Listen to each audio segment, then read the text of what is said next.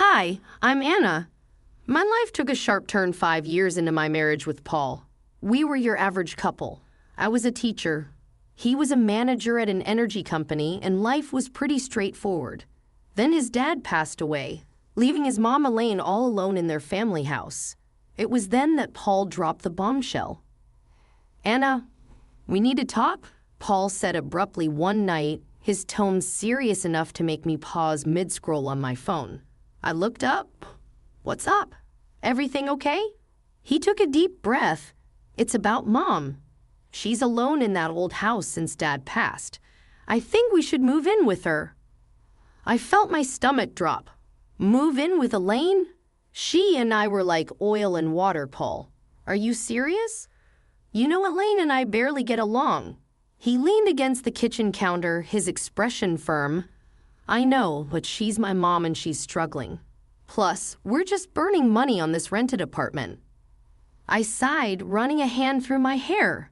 "But this is our space, our home. Moving in with your mom, it's a whole different ballgame." Paul's voice took on a pleading edge. "Please, Anna, it's not just about the space. It's about family. Mom needs us." I bit my lip, feeling cornered. "Your mom needs us or you need your mom?" He frowned. "That's not fair, Anna. It's not like I'm asking you to live in a dump. It's a huge house, plenty of room for all of us." I crossed my arms, feeling the tension rise. "And what about our life here? Just uproot everything because Elaine snaps her fingers." Paul's tone hardened. "It's not like that, and you know it. I'm thinking about what's best for everyone." I shot back. "Everyone or just Elaine?" He threw his hands up in frustration. "Damn it, Anna. Can't you just try to see the bigger picture here?" I glared at him. "I am looking at the bigger picture, Paul. Our life, our independence. Not just playing happy families in that gloomy old house of hers." The argument went in circles, but eventually I caved for Paul for the sake of peace. But deep down, I dreaded every bit of it. Moving day came, and it was as uncomfortable as I imagined. Elaine's house was this imposing old structure with rooms that echoed and a constant chill in the air. Elaine greeted us with a stiff smile. "Welcome to my home. I expect you to respect my ways." I forced a smile, trying to keep the peace. "Of course, Elaine. We appreciate you letting us stay." But living with Elaine was like living with a hawk. She had a comment for everything. "Don't put the dishes away like that, or you're overwatering the plants." It was relentless. One night, after a particularly harsh critique on my cooking, I exploded to Paul in our room. "I can't do a damn thing right for your mother. It's like living with a drill surgeon." Paul rubbed his temples, looking equally frustrated. "Anna, just give it time. She's old and set in her ways." I threw my hands up. "Great, so we just tiptoe around her till the end of time." He didn't have an answer, and honestly, neither did I. This house, with its constant surveillance and Elaine's scrutinizing eyes, was suffocating. Life in Elaine's house was turning into a daily grind. Just when I thought I could handle it, Paul dropped another bombshell. It was a lazy Sunday afternoon, and I was trying to find some peace in the garden when he came out. "Anna, we need to talk." I looked up, feeling a knot in my stomach. "What now, Paul?" He took a deep breath. "I think you should quit your job and stay home. We're spending a fortune on a nurse and housekeeper for Mom. It makes more sense." I stood up, anger rising. "Quit my job, Paul. I love teaching. It's not just about the money." He ran his hand through his hair, his tone getting edgy. "I know, but think about it. It'll make things easier around here." I shook my head, disbelief washing over me. "So what? I just become a full-time maid and nurse? That's not the life I want." Paul's voice rose. "It's not about what we want, Anna. It's about what's practical. My mom needs us." I glared at him. "No, your mom needs you. I didn't sign up to be her caretaker." He shot back. "Well, things change, Anna. We need to adapt." That word felt like a slap. I loved my job, my independence. This wasn't adapting. This was sacrificing. "You know what, Paul? Fine, I'll do it. But don't expect me to be happy about it. He sighed, a look of relief crossing his face. Thank you, Anna. It means a lot. But it didn't feel like a victory. It felt like I was losing a part of myself. Quitting my job was hard, but the days that followed were harder. I was now a full-time housekeeper, nurse, and cook. Elaine, as always, had her 2 cents to add about everything. One day I snapped. Elaine was criticizing the way I ironed her clothes, and I couldn't take it anymore. Elaine, can you just stop? I'm doing my best here, I said, my voice shaking with frustration. She looked taken aback. Well, I'm sorry if I have standards, Anna. I threw the iron down. I'm not your servant, Elaine. I'm your son's wife. I'm here trying to help, and all you do is criticize me. There was a moment of tense silence, and then Elaine's expression softened slightly. I know you're trying, Anna. I'm just used to things a certain way, Elaine said softly. I sighed, feeling the tension drain out of me.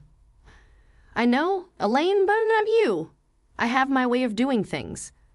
From that day on, things were slightly better. Elaine toned down her criticisms, and I tried to accommodate her quirks. It was a fragile truce, but it was better than the constant battles. As time dragged on in Elaine's house, the atmosphere grew tenser, almost suffocating. Paul's behavior became increasingly distant and elusive.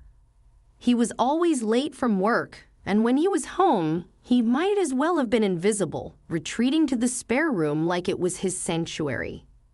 One evening, unable to bear the silence and distance anymore, I cornered him in the kitchen. Paul, what's going on with you? You're hardly here. And when you are, it's like you're not even my husband anymore. He avoided eye contact, stirring his coffee absent-mindedly. Work's a nightmare right now, Anna. Just piles of stress. I leaned back against the counter, my arms folded. I get stressed, Paul, but this feels like you're shutting me out. You're here, but you're not really here. He exhaled heavily, his gaze still fixed on his coffee. I don't know what you want me to say, Anna. I'm just really tied up with stuff. I wanted to believe him to understand, but something inside me screamed that there was more to it. Then there was Lucy, Paul's sister, who made it her mission to add to the tension. Each visit from her was a trial. She'd look around the house with a sneer and quip. Still stuck in this old dump, huh? I usually bit my tongue, but one day her taunts hit a nerve.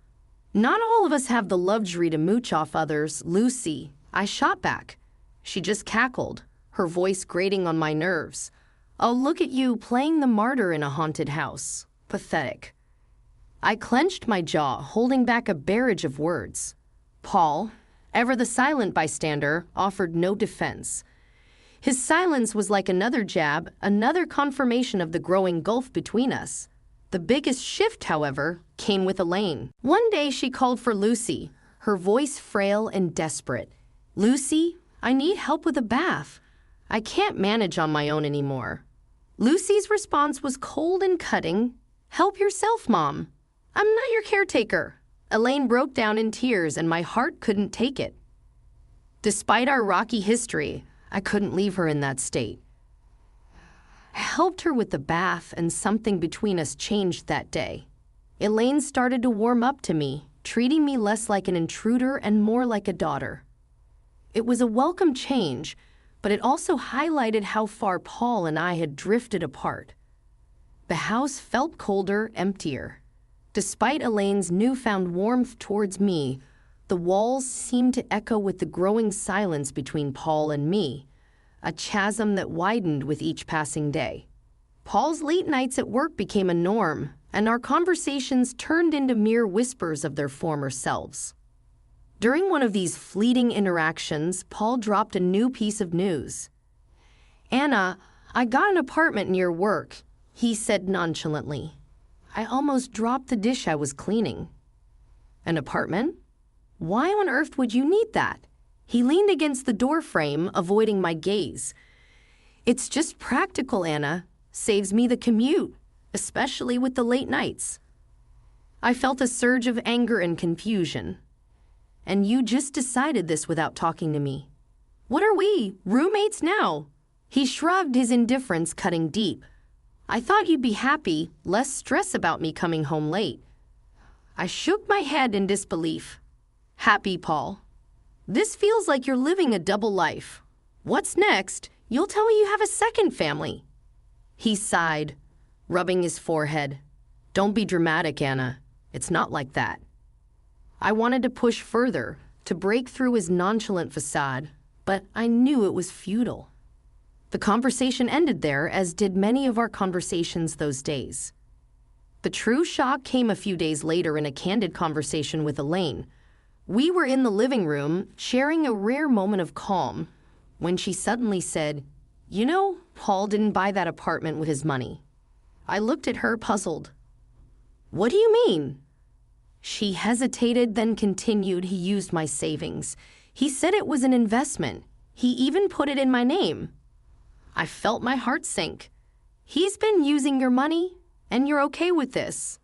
Elaine shrugged, a sad look in her eyes. I couldn't say no.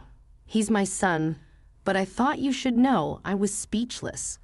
Paul's secret apartment was one thing, but using his mother's savings and under the guise of an investment, it felt like the man I married was slipping away, replaced by this stranger with secrets and lies. A few days later, I confronted Paul about it. Paul, why didn't you tell me the apartment was bought with your mom's money? He was unapologetic, almost defiant. Because I knew you'd react like this. It's an investment, Anna. It's not a big deal. I couldn't believe his audacity. Not a big deal. You're gambling with your mom's savings and keeping it from me. What else are you hiding? He turned away, ending the conversation with a dismissive wave. You wouldn't understand, Anna. It's business. Business. That word felt like a chasm between us, an excuse for everything that was going wrong in our marriage. Living in Elaine's old, dreary house was taking its toll on me.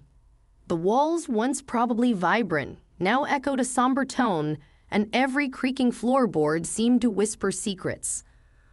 One day, I just couldn't take it anymore. Elaine, have you ever thought about renovating the house? I asked over breakfast. It could use some freshening up. Elaine looked up from her tea, surprised. Renovate? I haven't thought about it in years. It's such a big task. I nodded, feeling a spark of enthusiasm. I know, but it could really brighten up the place. Maybe just start with a new coat of paint or some new wallpaper. Elaine considered it for a moment. Well, I suppose it wouldn't hurt to bring some new life into this old house. But are you sure you're up for it? I smiled, eager for a project. Absolutely. It'll be a good change. And so it began. I threw myself into the renovation, painting walls, choosing wallpapers, and even attempting to restore some of the old furniture. It was hard work, but it felt good, like I was breathing life back into the house, and in a way, into myself. One day, while I was up to my elbows in paint, Paul walked in. He looked around, his expression one of shock and disbelief.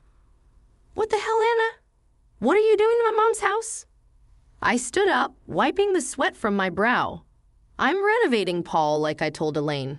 It's time this place got a little love and care. Paul's face reddened. You had no right to start changing things without asking me. This is my family home, not some DIY project. I felt my temper rise. Your home. When was the last time you even cared about this place, Paul? I'm doing something good here. He took a step closer, his voice rising. You're overstepping, Anna. You always do this. Take control and push everyone else aside. I stared at him, incredulous. Take control? Paul, I'm trying to make this gloomy place livable. Maybe if you spent more time here, you'd see that. Before Paul could retort, Elaine walked in. What's all this noise about? Paul turned to her. Mom, did you know about this? About her changing the house. Elaine looked from me to Paul, then back again. Yes, I did, and I'm glad she's doing it.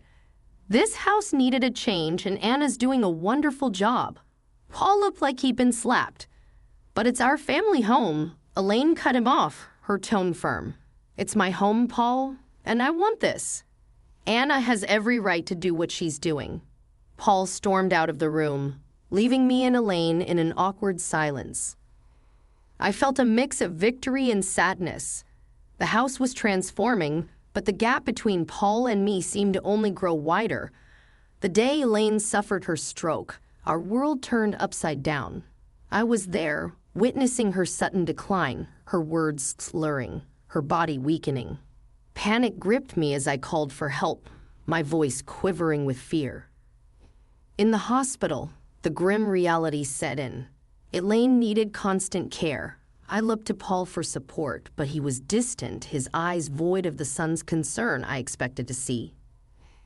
"Anna, I can't deal with this. I have enough on my plate," he said, his voice cold. I was stunned. "You can't deal with this, Paul. She's your mother." He shrugged, his response cutting like a knife. "Yeah, and she's been a burden for years. This is just the cherry on top." I couldn't hide my disgust. "She's not a burden, Paul. She's family. She needs us." His laugh was bitter. "Us? No, Anna, if she needs you. I've got other things to handle." I was left speechless, my respect for him sinking. I took it upon myself to care for Elaine. It was hard watching the once strong woman confined to a bed, dependent for every little thing. As I became Elaine's primary caregiver, Paul's visits grew rarer, and his indifference more apparent. His visits were short, his conversations with Elaine brief and superficial. Then Lucy came. I overheard them in the living room, their words like venom. "We should start thinking about the will dividing the assets," Lucy said, her voice devoid of any emotion. I burst into the room, fury coursing through my veins. "How can you be so heartless?" Discussing her will right in front of her. "She's still here." Lucy smirked, her words sharp. "Oh, look who's talking, the saintly daughter-in-law. This is our family's matter. Stay out of it." Paul chimed in, his voice laced with cynicism. "Anna, just drop it. It's practical to plan these things. No use pretending she's going to bounce back."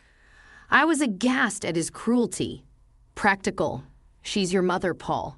How can you be so callous?" He shrugged, his reply cold and detached. "Life's callous, Anna. Better get used to it." I turned away, my heart heavy with disgust. The following weeks, I dedicated myself to Elaine's recovery, and to my surprise, she showed signs of improvement. Her fingers twitched, her speech cleared, she even managed a few steps. It was a miracle to me, but a nuisance to Paul and Lucy. Their true colors were now vividly clear. Their mother's plight was nothing more than an inconvenience, a hurdle in their path of inheritance. The betrayal stung deep, not just as a daughter-in-law, but as a human being. Life had settled into a grim routine. Elaine's health was a constant roller coaster, with small victories overshadowed by the looming fear of the worst. Then it happened, another stroke, this time more severe. The call from the hospital felt like a punch to the gut. Elaine didn't make it. The funeral was a somber affair. I stood beside the grave, my heart heavy, watching as people paid their respects. That's when Paul arrived, and with him, a woman I didn't recognize, and two small kids clinging to her hands. "Who's she?" I whispered to myself, my eyes fixed on the unfamiliar woman. Paul approached, his expression unreadable. "Anna, this is Carol, my wife, and these are our kids." I felt like I had been slapped. "Your wife? When did this happen?" He shrugged, a coldness in his voice. "A while ago. It's none of your business, Anna." I was speechless, my mind reeling. How could he? And during all this time with Elaine, Lucy was there too, her usual sneer in place. "Finally showing your true colors, Anna," she sneered. "It's a bit late for that." I glared at her, my voice laced with contempt. "I was here for Elaine when you both abandoned her. Don't you dare judge me." Paul interjected. "Let's just get this over with. We have other matters to discuss." After the funeral ended and the gathering moved to Elaine's house for the will reading, Paul and Lucy were like vultures, eagerly awaiting their share. The lawyer began reading the will, and that's when the bombshell dropped. Everything, the house, the money, all of it was left to me. Paul's face went from smug to shocked. What the hell? This can't be right. Lucy was fuming. She was our mother. How could she leave everything to this nobody? I stood there, stunned, not sure how to feel. Happy? Vindicated? It all felt hollow. Paul turned to me, his voice filled with accusation. You manipulated her, didn't you? Turned her against us? I shook my head, disbelief and anger mixing in my voice. I did nothing but care for her, which is more than I can say for you. The lawyer intervened. Elaine was very clear in her will. Lucy was seething. This is not the end. We'll contest this. There's no way we're letting her get away with this. As they left in a huff, I stood there alone in the house that was now legally mine. The walls that had witnessed so much pain, betrayal, and love. I looked around, feeling the weight of Elaine's last act of kindness and the burden of a broken family. The house felt different now, like it was echoing with Elaine's last wishes. I was sitting there, holding the will, still trying to get my head around everything. Elaine had left it all to me, and Paul and Lucy were raging mad about it. They came back the next day, all fired up. You really think you can just take everything? Paul burst out as soon as he stepped in. I looked up, tired but standing my ground. Elaine decided this, Paul. It was her choice. Lucy was red in the face, yelling, You tricked a sick old lady. We won't let you get away with this. I stood up, fed up with their nonsense. Tricked? I was there for her, unlike you too. She chose to leave it to me. Paul was fuming. So you think you've beaten us?